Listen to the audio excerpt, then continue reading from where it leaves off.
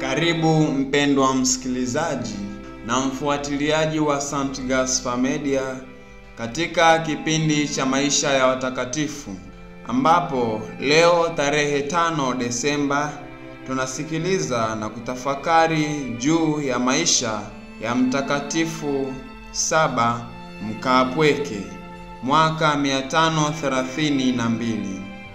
Mtakatifu Saba alizaliwa mwaka 489 katika kijiji kilicho karibu na Kaisaria nchini Israeli. Baba yake alikuwa ofisa katika jeshi la Waroma. Akahamishwa mara kwa mara na kila mara alikuwa akifuatana na mkewe. Kwa hivi mtoto Saba alikuwa akiachwa nyumbani akiwa mikononi mwa ndugu ambao walikuwa mawakala wa mzee wake, waliokuwa na jukumu la kuyatunza mashamba yake makubwa. Lakini Saba alikuwa hana raha hata kidogo, na kwa hiyo alipoanza kukua, siku moja alitoroka nyumbani akakimbilia kwenye monasteri iliyoko kijijini.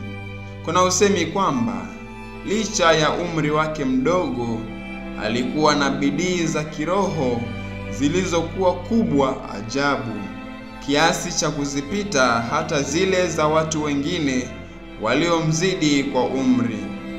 Alipotimiza umri wa miaka 18, aliamua kuhama kufuatana na kusudio lake la kuishi maisha ya upweke. Lakini yule mkaapweke ambaye alitaka amuongoze, yaani Mtakatifu Eutimi, alimuona Saba angali kijana mno kwa kuishi maisha ya upweke. Akamshauri akae kwanza muda mrefu zaidi monasterini. Basi Saba akalikubali shauri la huyo kiongozi wake. Akiwa katika monasteri, alijitolea kwa moyo wake wote kuishi maisha bora ya kiroho na kuyatekeleza mapenzi ya Mungu yaliyomjia kwa njia ya wakuu wake. Hatimaye alipoufikia umri wa miaka 30, alikubaliwa na Mtakatifu Eutimi kuishi kama mkaapweke na kuongozwa naye.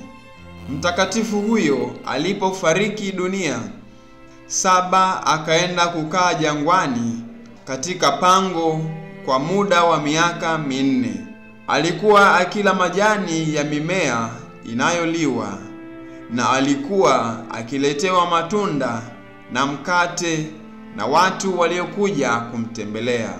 Baada ya muda, aliona heri awakubali na wakaapweke wengine ili waje nao kuishi karibu na pale anapoishi yeye, kusudi apate kuwaongoza. Kila mmoja wao alikaa peke yake kabisa katika nyumba ndogo zilizojengwa kulizungukia kanisa. Polepole idadi yao iliongezeka hata ikakaribia 150. Baadhi yao hawakuridhika sana kwa sababu miongoni mwao hakuwepo hata mmoja aliyekuwa padre. Wakamlalamikia hata askofu mkuu wa Yerusalemu kuhusu jambo hilo. Baada ya kufanya utafiti, askofu huyo alimlazimisha Saba apadirishwe mwaka 491. Sifa za maisha yake matakatifu zilivuma sana kiasi cha kuwavutia kwake watu wengi, sio tu wale waliokuwa wakikaa karibu naye, bali pia hata wale waliokuwa wakiishi mbali naye. Baada ya kufiwa na mumewe, hata mama yake mwenyewe alitamani kumtumikia Mungu akiwa chini ya uongozi wake. Fedha alizozileta mama yake zilimwezesha Saba kujenga monasteri nyingine, kadhalika hospitali 3. Mwaka 511 Eliasi, askofu mkuu wa Yerusalemu, alimuita Abati Saba, ambaye alikuwa sasa na umri wa miaka 70, ili awe mjumbe wake. Alimtuma Konstantinopoli nchini Uturuki kwa Kaisari, kumsihi kwa mkazo awatiishe wafitini wenye kuyatangaza mafundisho ya uongo kila mahali, badala ya kuwadhulumu Wakristo wale waliokataa kuyakubali mafundisho hayo. Hali ya utakatifu ya mzee Abati Saba ilimchoma moyo Kaisari, lakini hata hivyo hakuibadili nia yake.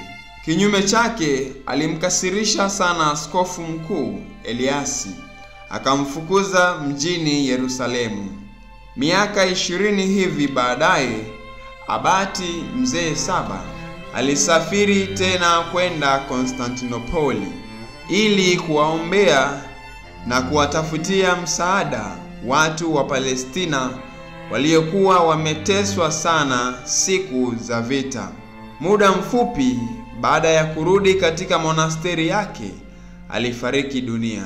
Alikuwa na umri wa miaka 94. Mtakatifu Saba ni mmonaki aliye maarufu sana kwa karne za kwanza za kanisa. Tunashangazwa hasa na juhudi zake kubwa alizozifanya katika kuishi maisha ya kiroho, pamoja na moyo wake wa kuyakubali mapenzi ya Mungu kila mara alipoyatambua, hata wakati alipokuwa mzee. Kuna hadithi moja ambayo hutuonyesha heshima aliyokuwa nayo kama mtu wa Mungu aishie katika muungano thabiti na Mungu. Siku moja Mtakatifu Saba alitaka kwenda kutawa pangoni alimokuwamo simba mkali. Simba huyo alipomwona mkaapweke huyo hakumrukia, bali alimvuta taratibu kwa upindo wa nguo yake, kama vile angetaka kusema, ondoka hapa. Lakini Mtakatifu Saba bila wasiwasi alianza kusali sala zake za asubuhi. Simba alikuwa amesimama kimya na kumtazama tu. Mtakatifu Saba alipokwisha sali, simba akaivuta nguo yake kwa mara ya pili. Ndipo Mtakatifu Saba alipomwambia kwa upole, naona humu pangoni imo nafasi kwa sisi sote wawili, lakini kama ukipenda kukaa peke yako, nenda zako, kwani mnyama wa mwituni hampiti mtumishi wa Mungu. Baada ya kusema hayo maneno, simba kaenda zake, wala hakurudi tena. Itukuzwe damu ya Kristo! Milele amina. Watakatifu wa Afrika tarehe 5 Desemba. Watakatifu Julius, Potamia, Crispin, Felisi, Gratus na Crispina, wafiadini Algeria. Mtakatifu Saba mkaapweke, utuombee.